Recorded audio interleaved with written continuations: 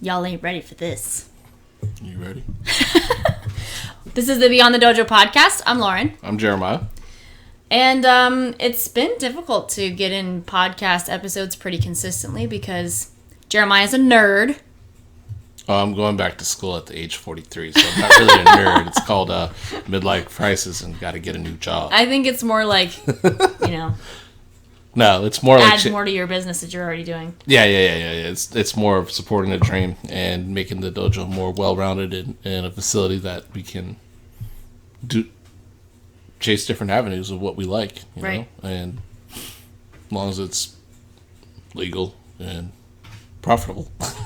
Yeah, we're not that kind of dojo. We're not going to have, like, street fights or something, like, exploit our kids to try to make money. Well, we watch a lot of Cobra Kai right now. Yeah, speaking of which... Freaking awesome. Cobra Kai was amazing, and if you haven't watched it, you need to go watch it, because I was like, oh, it's just some dumb YouTube series, spinoff, whatever, and they put it on Netflix.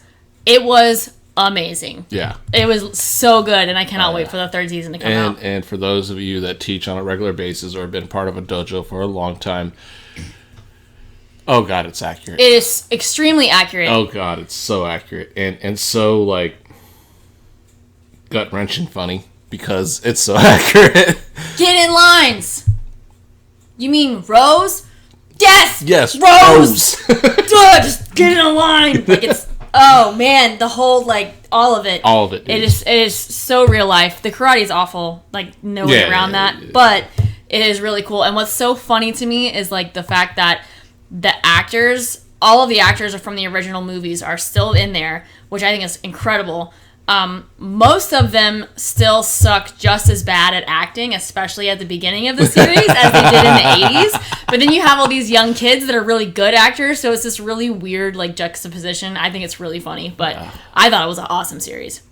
Yeah, we still got season 3, right? Which hasn't come out yet, but can't wait to watch it. So we're not paid by Cobra Kai people, but, like, literally, I might get a tattoo that says "Strike first, strike hard, no mercy," because it was just so good. No. Okay. No. Well, anyway. So, today is going to be, speaking of being a nerd, today is going to be a little extra nerdy because we had a listener question, and Jeremiah's going to talk about that, and we're going to dive deeper into it. Yeah, well, we're not going to leave him anonymous. It was Sam Young. He was talking to us about ground force reaction. Ground reaction force. Ground reaction force. God, I say that backwards every time. Sometimes he says it completely backwards, like...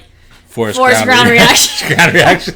What? You may as well just, like, read the words backwards, too, while you're at it. Ground reaction force, right? Mm-hmm. And it was pertaining to, like, stepping forward in front, step and punch or something like that in karate.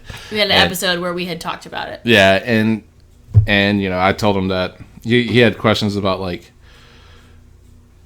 Well, I just explained to him what I understood ground reaction force is. And what I said is basically the push off of the foot.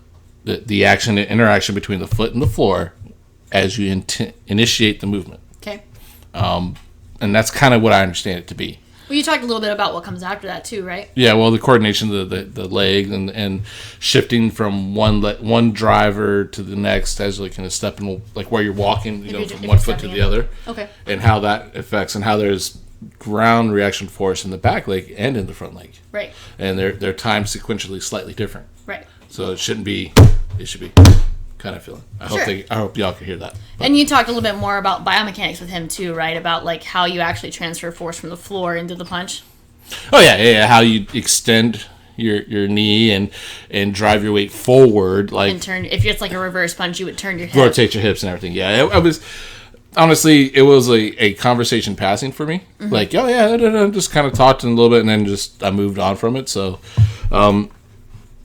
I like talking about that stuff, but I don't feel as confident in it. Okay. Because majority of my knowledge has come from either training with other guys or a little bit of research.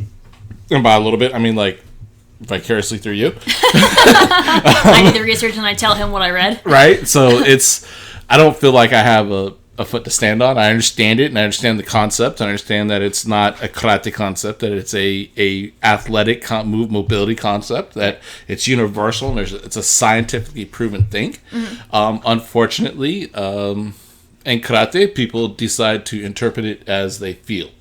Right. Which happens with the majority of scientific principles that are used in the Shotokan world for some reason. For some reason, they feel like they can manipulate a standard principle of movement and make it work for them and glorify their ideas. Well, I want to kind of tangent this. I feel like when people don't understand something, because they don't understand it, they try to make it a little bit more complicated, and they try to provide some kind of explanation for it to kind of get the point across, but maybe they don't understand it enough in order to explain it. So then they give this elaborate description, and then the people who are learning are like, I have no idea what he's talking about or she's talking about. Right. So then that instructor feels a little high and mighty, because they're like, well, I have the keys to knowledge, so... Right. And let alone know what they're looking at. Right. What the instructor's actually doing and comparing it to his words. Mm-hmm. So, personally, I try to explain it best to my students, but I've said it before and I'll say it again, we take a very humble approach in our teaching. Sure. We admit it when we're wrong and we have to change things. And I think that's given us a platform at our own dojo to be a little more critical about what we teach and what we say. Sure. Because, in the big picture, we're still trying to get it ourselves. Right, and it's important as a teacher or as a student, if a question comes up and you don't know the answer, you just say, I don't know. Right. Like, I don't know why this is so hard for people to do. Like, if you don't know something, you don't know it. Like, if you cannot explain it clearly, do your best, but say, hey, I'm going to do some more research, or I'm going to talk to somebody who does know. Like, how hard is that? Right. Well, Japanese word sensei means person that comes before. Literal translation, person becomes that before. That doesn't mean deity that knows everything. Right. It does not translate walk on water. Right. It's crazy to me. But I can understand why people have that kind of attitude, especially if you came up in the 70s and 80s where tournaments and competition was a big thing. And, the ego and machismo of that time was pretty much that. Right. I can understand that, but you got to grow. Mm-hmm. You got to grow from that, and hopefully we could clarify some of the ground reaction force ideas and how we apply them in karate. How do you want to do that? I'm gonna go for it. Go for it. So the first thing is that the rest of this podcast is gonna primarily focus on just the concept of ground reaction force and the force itself, not on the biomechanics. So that's a different matter entirely. I actually pulled up 1, 2, 3, 4, 5, 6. I have 7 research journal articles that are talking about ground reaction force in some capacity. And they're all in varying sports because not a lot of people study Shotokan. So I'm going to be kind of talking about the principles in those articles, not necessarily on the actual mechanics of ground reaction force as used in Shotokan. So I'll kind of reference that, but that's not exactly what the point of this is. I'm actually going to talk about the concept. So ground reaction force, this is a really good website that I found. It's called Kistler.com, Kistler. I'll put it in the show notes. It says, what are ground reaction forces? According to Newton's third law, the so-called ground reaction force is the force exerted by the ground on a body in contact with it. When a person is just standing, the GRF, ground reaction force, corresponds with the person's weight. So it's equal. If you're standing, you're not going to fall through the floor because the floor is equally pushing back up on you as gravity is pulling you down onto it. I just added that part in. It doesn't actually say that. When the body is moving, the GRF increases due to acceleration forces. For example, while running, the GRF increases to up to 2 or 3 times body weight. So ground reaction forces are propelling you because you're pushing down harder. It's pushing up harder. Once again, you're not going to cave down into the ground if you're running on a solid surface. How can I measure the ground reaction forces? The most direct and effective way to measure ground reaction forces is using a force plate, and basically everything in the research I'm going to talk about was using force plates. In biomechanics, force plates are applied to characterize walking, running, and jumping. And the last part of this says, what is the benefit of measuring ground reaction forces? GRFs are one of the most often analyzed biomechanical measures to help characterize human movements. Measuring GRFs plays an important role in the areas of sports performance analysis, rehab, product ergonomics, and clinical research. So my first exposure to ground reaction force was I was briefly in an instructor program, and in that program, one of the original papers that you're supposed to write. I think this is it's very similar to Nishiyama's instructor course. The papers were where you were supposed to talk about ground reaction force, and I think it was in more than one paper. And the description of ground reaction force was very vague. It was also, we were going off of translations of translations, so that made it harder to understand like what was being asked and what we actually had to talk about. But essentially we had to take the concept of ground reaction force and talk about how it functions in karate, which actually it functions in a lot of ways. But we were just thinking of like stepping in front stance, doing a step in oizuki, or doing reverse punch.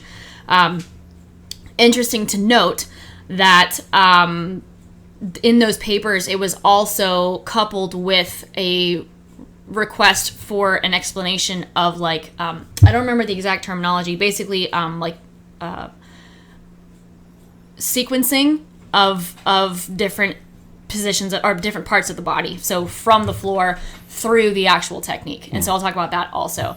So if you're bored already and you don't want to listen to all the science stuff, this is what you need to know. I'm just going to go over all the points I'm going to make.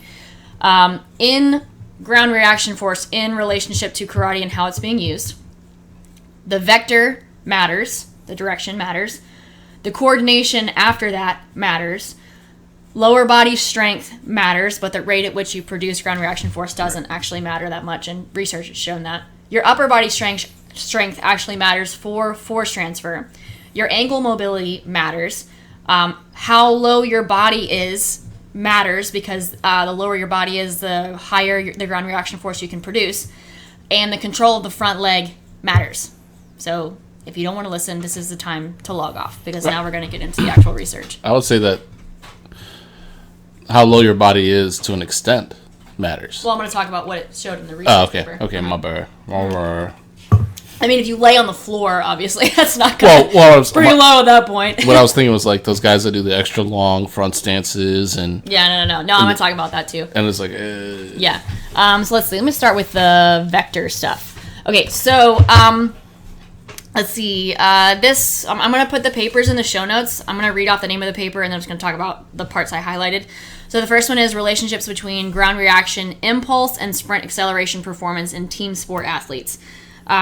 So a couple of things they talked about is how ground reaction force can be broken into, for this purpose of sprinting, can be broken into three components: vertical, anterior posterior, or medial lateral. And they were saying that for the vertical component and the anterior posterior components are the most common that are looked at in research, but for the sake of the paper, they were going to talk about horizontal vectors in relationship to ground reaction force. And the papers that I looked at primarily looked at that. I like horizontal vectors. Really key point in karate and ground reaction force. Ground reaction. A lot of people don't understand the vectors and how that affects what you're doing. Right. So if you have a vertical vector, you literally are pushing your body weight upward. Right. And a horizontal vector is you're pushing your body forward or backwards. Right. Right. So to achieve that in karate, we have... Sideways. Huh? Or sideways. Or sideways. So we're talking about shifting, right? But when people talk about ground reaction force, they generally are talking about a vertical aspect. I think a lot of times that's what people are thinking of, but remember, it's just your whatever force you're exerting on the ground. Right. So it might be at a different angle. And there's actually a bunch of things in these papers that I found where they're talking about what angle you're pushing off on the floor. Literally, in the sprint paper, they're saying that faster subjects in this study applied ground reaction impulse in a more horizontal direction in achieving better sprint acceleration, which should be common sense. The more horizontally you press off, the faster you're going to go, because if you start pushing up, then you're actually doing this like up and down bounding thing. So you're actually taking away from forward momentum. That kind of part pairs with the coordination thing we'll talk about in a second. Yes. The coordination of Yeah, but I would mention in karate that the knee and ankle flexibility, the mobility of those two joints in reference to ground reaction force and horizontal drive, it's important that those things are positioned in the right angle. Sure. To get the right thing. Right. Plus, and structure the line to be the best driver. So this is really interesting, because this actual study that I'm looking at right now, they studied ground reaction force from a standing position. So rather than having these guys down in a sprinter position, they actually had them standing up. You mean Shizente? Right. Oh, actually, literally Shizentai, because they had them in a horizontal position, both feet in a horizontal position, no split stance position. And they did that to try to like equal out the starting position. They didn't want any sway back. They didn't want any differences in starting position. And they actually measured with 2 force plates. So they had one like a few meters in front, or like a step or whatever, and then one a little bit further out. Yeah. So they were trying to measure where those forces were. They mentioned that first force plate, when they first came into contact with it, it was so close to the start that the vector was still vertical, and they weren't able to get as much ground reaction force into it because they weren't able to get basically those shanks behind them. They weren't able to take their lower leg and push it behind them more because they just weren't to that point yet. And that second force plate, the second one was higher. Yeah. Right. And they actually said at the end of the study, they said that replicating the study using different starting positions would be interesting.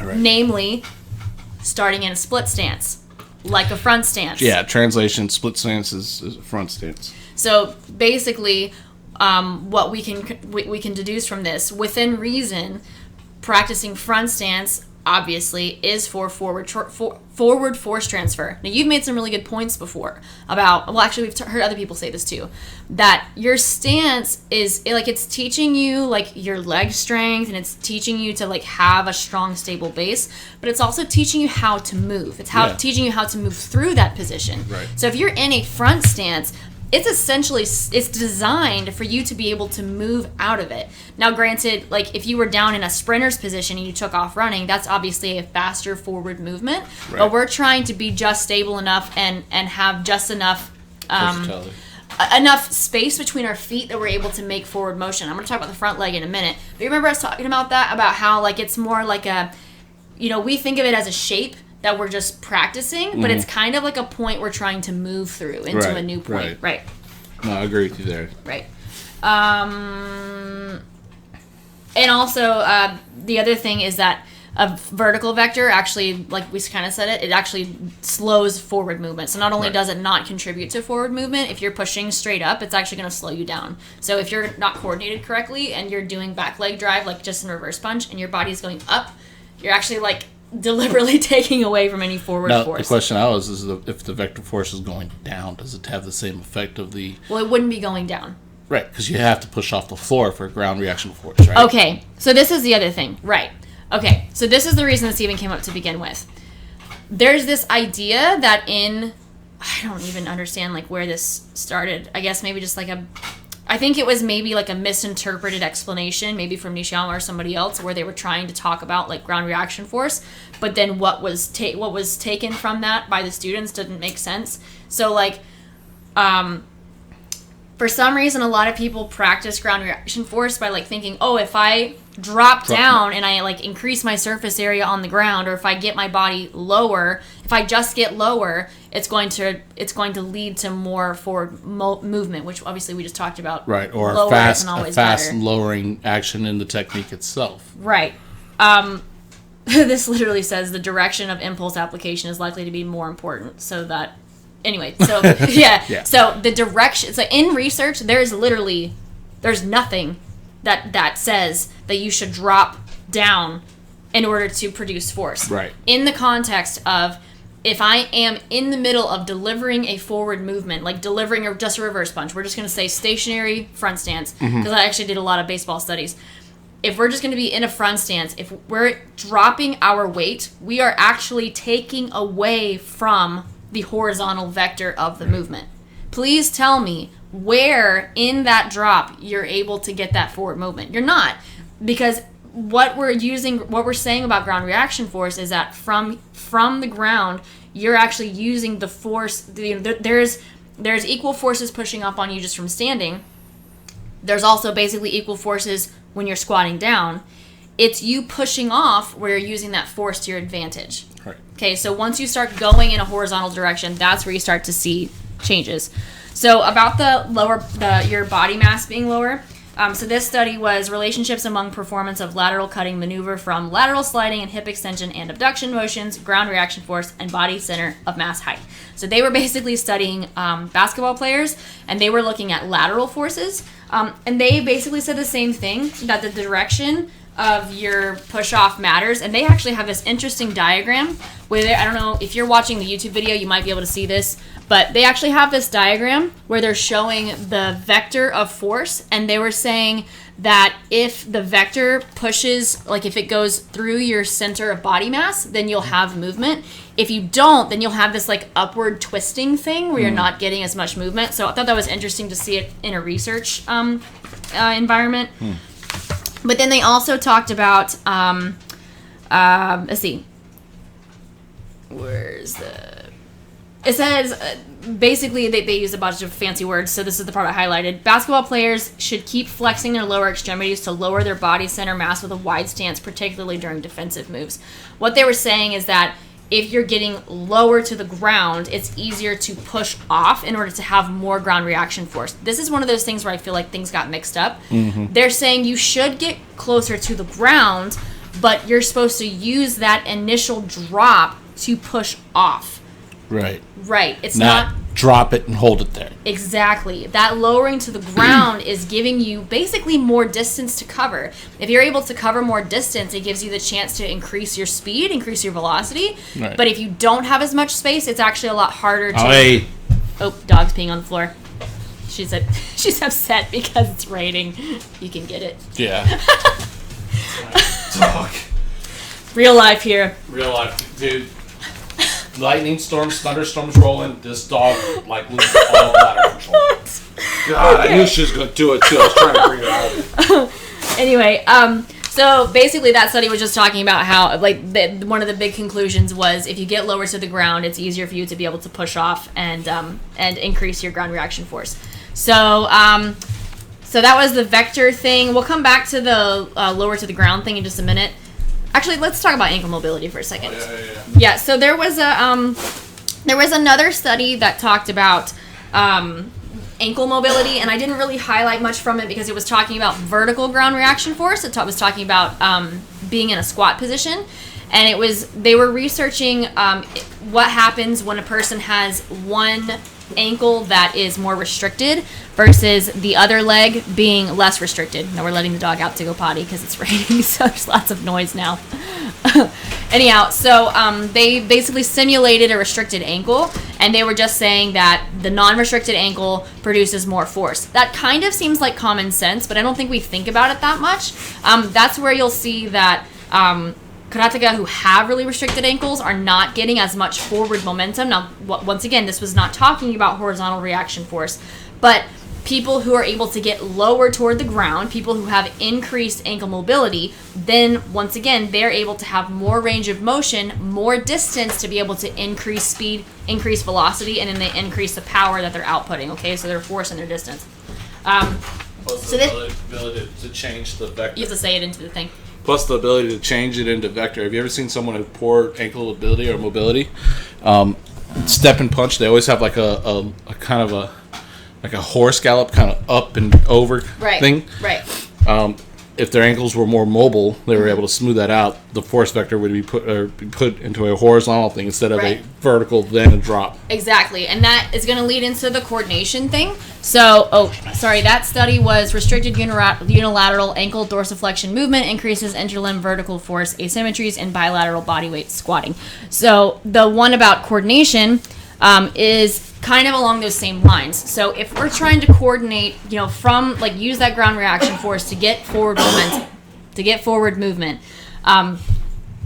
if you are restricting one of those joints, this is a little bit of biomechanics, but we're not getting a lot into it. If you're restricting one of those joints, it's a lot harder to get that motion forward. If you think about so one concept that is a vertical vector is doing a clean and jerk. There's this idea of triple extension where you're extending through your ankles, through your knees, and then through your hips in order to get your whole body straight to pick the bar up and then drop underneath it. Okay, so you're going in that forward motion, or that upward motion. So you're using all three joints for that. when you're going forward, it's the same thing, but your starting position is different. So we're still trying to get that triple extension to a point, even though we're already in hip extension. You already have a leg behind you, but you're trying to use more of that knee and that flexed ankle, so that dorsiflex ankle, in order to get out of that position. If your ankle is limiting you, and I can't even show this. If your ankle is limiting you and you try to extend your knee, it should be a given. Hips are going to go up. They're not going to go forward. If you can set yourself up, lower, get that ankle down, then you're able to get a forward motion. So coordination. So the first study I actually read was the relationship between the push-off ground reaction force and ball speed in high school baseball pitchers. So this study was really interesting because they did a force plate on the back leg, so on the drive leg, and they set it up just like a pitcher's mound and everything.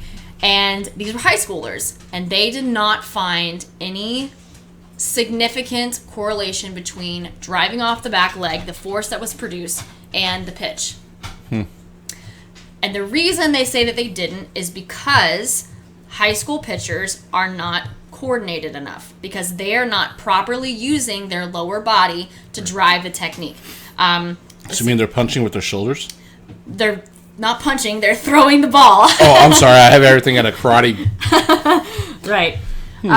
So I actually want to read some of this because this is really, really cool. It says, our results that demonstrate lack of strong relationship between ball speed and ground reaction force during push-off indicates that the high school age pitchers are not using the push-off GRF to generate ball speed effectively, or factors such as pitching technique and anthropometrics characteristics may be more correlated to ball speed in pitchers of this age group. So they're not using their back leg.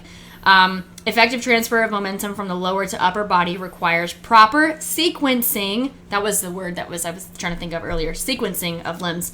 Proper sequencing of segment rotations. It is theorized that transfer of momentum between segments is maximized when the proximal segment, so that's the one that's closer to you, reaches its peak rotation velocity before the distal segment reaches peak rotation velocity. So that's for the point. That's for the purpose of baseball pitching. So basically, your hips would reach its maximum velocity before your hand and shoulders would, because of the nature of baseball pitching. Remember, We're talking about punching. This is not exactly the same, but they are talking about the coordination of the movements. So let's make sure we understand what's different.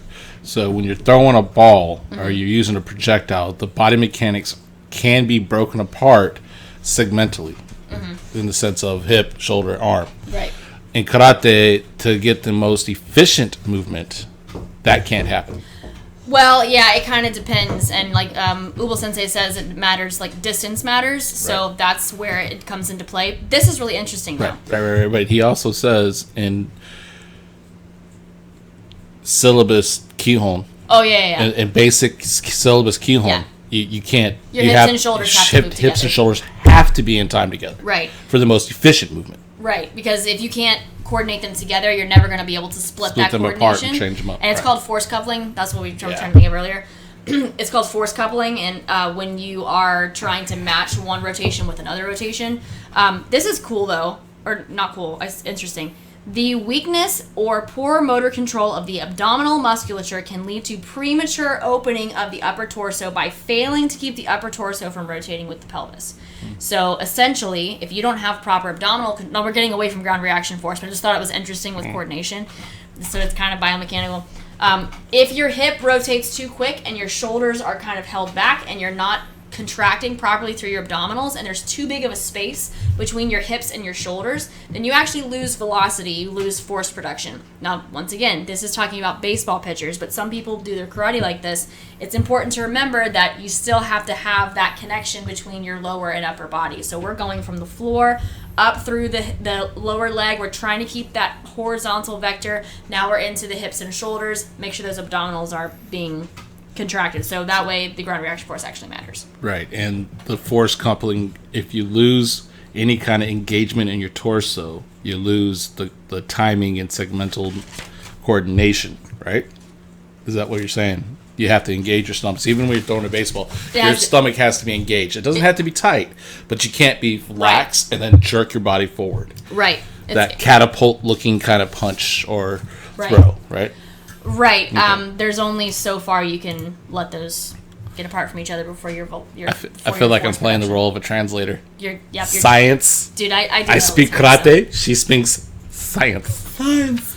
So the next one is about lower and upper body strength. So this was actually the only martial artist study that I found relevant. It was relationships between punch impact force and upper and lower body muscular strength and power in highly trained amateur boxers. So they actually did a couple of tests where they were testing upper body strength, lower body strength, and then they did punch strength, basically. Like impact force? Right. Any punch that they wanted. Any type that they wanted, and strangely enough, they chose a punch that looks a lot like a reverse punch, right? They said that rear arm punch was actually a stronger one. Yeah. The researchers concluded that the most experienced boxers, as well as the boxers with the greatest punch impact forces, effectively used greater coordination of the body segments and leg drive. Let's see. They did talk about horizontal ground reaction force here also. But then, let's see. Where's it at? They were saying that there was not a lot of correlation between upper body strength and the force that was produced by the punches. But they did say that lower body strength did matter. So the tests that they did on lower body strength, they were showing higher lower body strength. That was correlated with higher punching force. But they said that the rate at which they created force didn't actually matter that much. So even though they could maybe are a little bit slower, they were actually producing more force because they were stronger. They did say, though, that obviously boxing is a weight sport, so you really should keep your muscle mass low, because if you want to be able to win, you want to still be able to create higher forces but not be as heavy, because it kind of slows you down some. That's why everybody cuts weight when they fight. Right. They made this interesting point, though. They were talking about upper body strength, and they said, these findings indicate that the musculature of the upper body is important for maximizing the force of impact, irrespective of expertise level, as it is necessary to achieve limb rigidity on impact.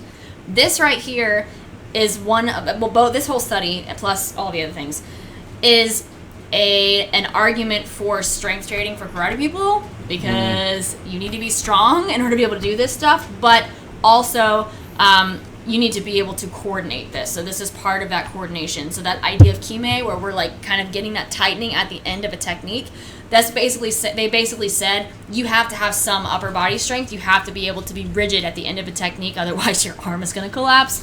So, I mean, even though it's correlated with stronger leg strength, you do need the upper body strength too. So the last one that I thought was kind of interesting, that's not as related, and it's more speculation. There were two studies about the stride leg, which, if I understand correctly, is actually the leg. These were both baseball studies. They talked about when that front foot hits the ground. Now, obviously, in karate, we don't really want we don't want to stomp our foot on the ground, because stomping your foot on the ground, once again, is a vertical force. You're going down into the ground. It's not going to produce horizontal force if you're trying to make a horizontal vector. Even if the force goes through the ground, through the leg, through the hip, and to the punch. Oh my God. Yeah, you have to understand it doesn't work that way. Right, it doesn't work that way. And I'm seeing where it could be misconstrued, because I'm going to kind of go over this research real quick. The two studies were stride leg ground reaction forces predict throwing velocity in adult recreational baseball pitchers. The second one is lower extremity ground reaction forces in collegiate baseball pitchers. Let's see which parts I highlighted. So they basically were finding... So first of all, think about a baseball pitch. Baseball pitching does not look exactly like doing a reverse punch, because we are in a stance and we're not bringing our back leg off the floor the majority of the time. Okay, we're going to actually keep our back leg on the floor. But so what they were saying essentially was that if you can have somewhat rigid of a front leg, in that you're controlling that front leg and you're not like collapsing on top of that leg, then you're able to control that forward momentum more. So rather than pushing down into the ground, the way that I interpreted this is they're saying if you can plant that foot down, create a rigid like Fulcrum? Like a fulcrum for you to move over, then you're able to actually move that force forward more. So that's slightly different than what we're doing because we're not moving over our front leg until we start like stepping forward. Right. We're actually trying to like kind of stay behind it. But it was interesting because they were saying that athletes who control their stride better when landing on their front leg, they actually produce higher velocities in their punches. So this is something that's really interesting about all of this stuff related to front stance. In a front stance, if you're able to get lower to the ground, have decent ankle mobility, use the back leg and then coordinate that extension of your knee, not full extension, but extension of the knee, that movement with the rotation of your hips, and you're able to control that front leg and keep it rigid and stable, which we try to do all the time, then you are actually in a really optimal position to create striking force. Like, I don't know what person came up with front stance, but they're actually pretty smart because pretty much all the components that you need in order to create forward momentum, particularly in a reverse punch, but even in a step-in punch, basically it's all there. You just have to be able to coordinate it. And you have to also understand what force ground reaction is. Yeah. Yeah. Did I cover everything? Yes, ma'am, you did. Okay. And I think I interjected enough to kind of create the connections. Right. Yeah. Yeah. I tried to not go too deep into all of it. That's why I read it all and just highlighted the important stuff, just like ended each part of it. And we're not saying that, black and white, right or wrong. We're not saying that. What we're saying is ground reaction force is this. Yeah, it is. And if you're talking about something that isn't this, it's not ground reaction force. Right. That has to be clear. Whatever you're talking about can be true and accurate, but you can't call it something it ain't. Well, essentially, your ground reaction force is just an obscure term that people are using to explain whatever. It's just like it's like a theory. Force. It's just like it's basically like a theory. It's just all it's saying is that you push on the ground, it pushes back. That's literally all that it says. But you dropping your weight down is not pushing on the ground. Gravity. You said this. Gravity doesn't increase just because you drop down lower. Like, it's still the same. What is it? 9.8 meters per second. It's still the same whether you're standing up tall or you're dropping down to the ground. Now, there's some advantage of getting your body lower, like I was just reading. But that's a preload. Yes, it's a preload, not forward momentum. Right. It is not the movement or the action itself. It's a preload. Dropping your weight, lowering your center, is generally a preload in athletic movement. Why does it rain so hard every time we do this? It is pouring down rain right now. Dude, our dog is in 200 feet. Like, we're petting her, trying to be all incognito about it, but reality is... Like, please stop tippy-tapping. Yeah, dude. Okay, so... We had a week of beautiful, dry Florida weather. Yeah. So Sunday afternoon should follow that, right? Sunday afternoon should be the ideal day. No.